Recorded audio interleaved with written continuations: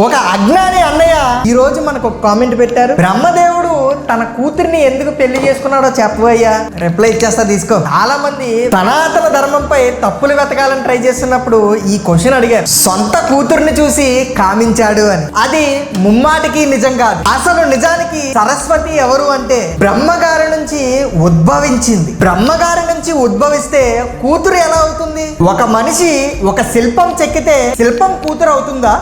సరస్వతి మేధస్సు, ఆలోచన ప్రవాహం, జ్ఞానం. ఆ బ్రహ్మదేవుడు జ్ఞానాన్ని స్వీకరించారు అని అర్థం. పోనీ మూర్ఖులకు వాళ్ళ శైలిలో సమాధానం చెప్పాలంటే బ్రహ్మ అనేవాడు ఒక మనిషి కానీ దేవుడు కానీ కాదు. బ్రహ్మ అనేది ఒక పదవి. అర్థం కాలేదా? క్లియర్ గా చెప్తా వినండి. ఇప్పుడు ఒక పోలీస్ స్టేషన్ లో ఎస్ఐ ఉన్నాడు. ఆయన కూతురు చదివి హెడ్ కానిస్టేబుల్ అయ్యింది. అరే ఎస్ఐ గారి కూతురు హెడ్ కానిస్టేబుల్ రా అంటారు. సరే ఎస్ఐ గారు రిటైర్ అయ్యారు. ఈసారి ఎస్ఐగా యంగ్ కుర్రోడు వచ్చాడు. ఆ హెడ్ కానిస్టేబుల్ ని లవ్ చేసి పెళ్లి చేసుకున్నాడు. అరే ఎస్ఐ గారు హెడ్ కానిస్టేబుల్ ని పెళ్లి చేసుకున్నారా అని అంటారు. అంటే తండ్రి కూతుర్ని చేసుకున్నారని కాదుగా. ఇన్ని కల్పాల తర్వాత బ్రహ్మ మారతారు అని పురాణాల్లో చెప్పబడి ఉంది. అందువలన సరస్వతి పుట్టిన బ్రహ్మగారు వేరే, పెళ్లి చేసుకున్న బ్రహ్మగారు వేరే. నా అజ్ఞాని అన్నయ్యకి సరైన సమాధానం దొరికింది అనుకుంటున్నాను. జై సనాతన ధర్మ, జై శ్రీరామ్.